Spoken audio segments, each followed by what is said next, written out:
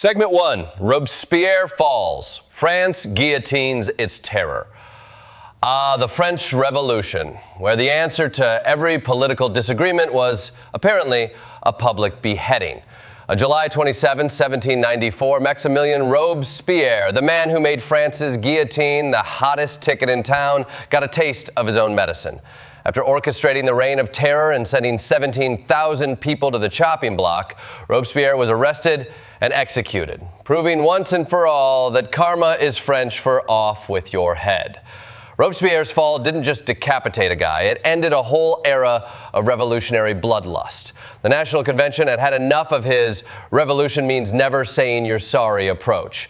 Fellow revolutionaries, terrified they were next, turned on him faster than you can say Thermidorian reaction. It was like a workplace mutiny, except instead of an HR complaint, they sent him to the guillotine. And with that, the Jacobin Party imploded like a souffle in a wind tunnel. Prisons were emptied, executions slowed, and France collectively said, maybe let's not kill everyone who disagrees with us. Segment 2. The Atlantic Cable Connects the World, 1866. On July 27, 1866, humanity said goodbye to snail mail across the Atlantic and hello to the world's first successful transoceanic telegraph cable. Finally, Queen Victoria could ghost Abraham Lincoln in under 3 minutes. This cable, which connected Ireland and Newfoundland, was the 19th century version of fiber optic broadband. If your broadband had to be laid across thousands of miles of ocean floor using the largest ship in the world while being hunted by sea serpents and financial ruin. And let's be honest, it was the 1860s. They were probably just texting things like, "Sir, have you heard? Top hats are out." But still, this was the start of globalization by wire. It turned continents into neighbors and made diplomacy, business, and passive-aggressive telegrams possible at lightning speed. Segment 3, Vincent Van Gogh shoots himself, 1890. On July 27, 1890, Vincent Van Gogh shot himself in the chest. Because in the 19th century, mental health support consisted of more absinthe, please. 2 days later, he passed away, his brother Theo by his side, having sold exactly one painting in his lifetime.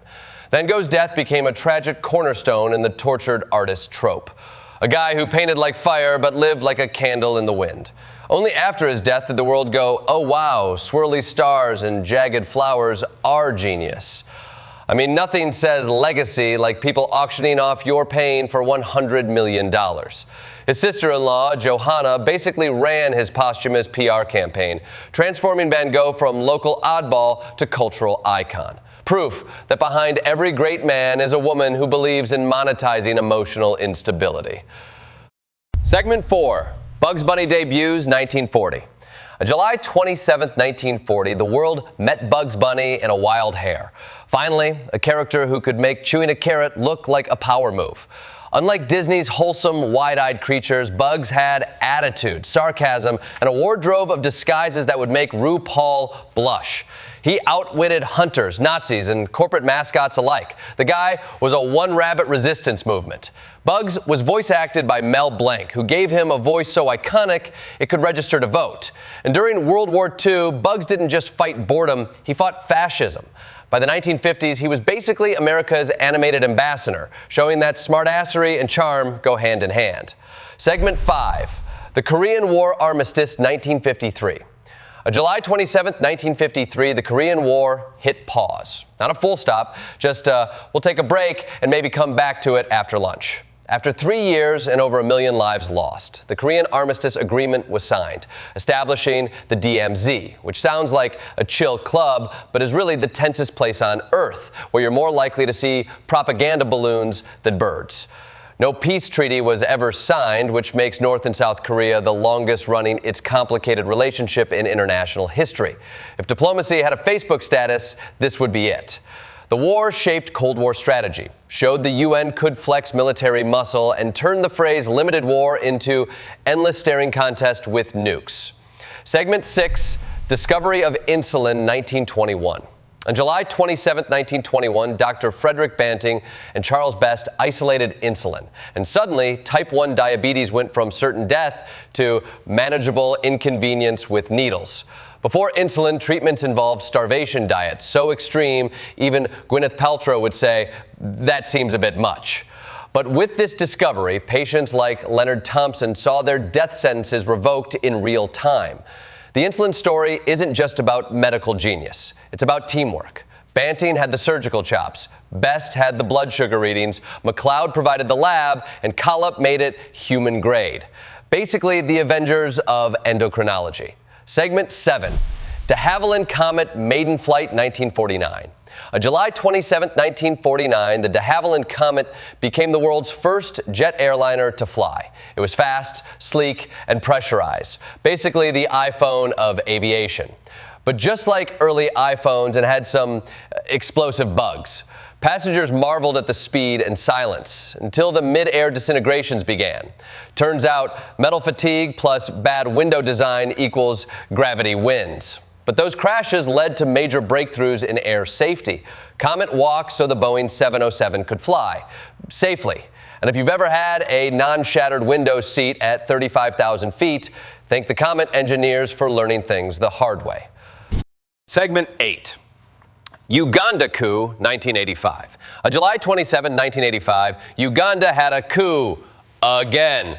This time, Tito Okello booted Milton Obote, who had already been president twice and was basically Uganda's political boomerang. But Okello's reign was short-lived. Within 6 months, Yoweri Museveni and his guerrilla forces rolled into Kampala like they were late for a revolution. Uganda's political history reads like a telenovela written by a political science major with abandonment issues. Decades of instability, ethnic division, and war left the country scarred. Museveni promised unity and reform, which he mostly delivered if you ignore the whole still president decades later thing. Hey, Rome wasn't democratized in a day. Segment 9. The Adam Walsh Case, 1981.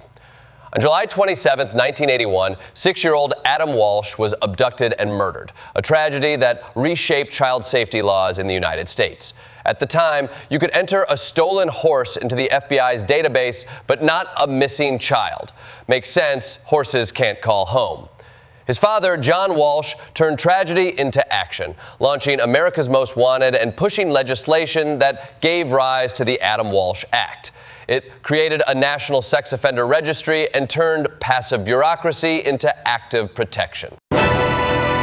Segment 10. Olympic Park bombing 1996. On July 27, 1996, a pipe bomb exploded in Atlanta's Centennial Olympic Park, killing 2 and injuring over 100. Security guard Richard Jewell was first hailed as a hero, then wrongly vilified as a suspect, proving the media can ruin your life faster than the explosion.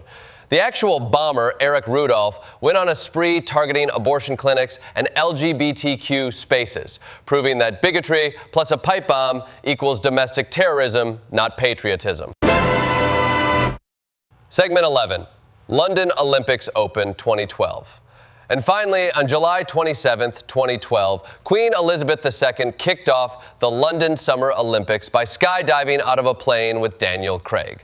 Or at least her stunt double did. Still, coolest grandma move ever. London hosted its 3rd Olympics, opening with a Danny Boyle-directed spectacular featuring Industrial Revolution raves, Harry Potter, and NHS tribute dancers. America cheered, France sighed, and Russia quietly prepared to dope.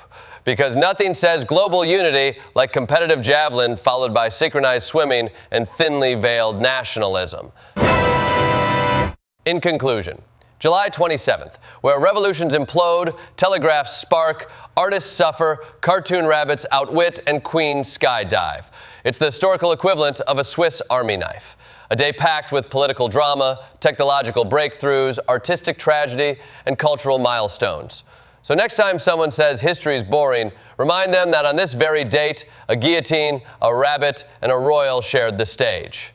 And that's just scratching the surface.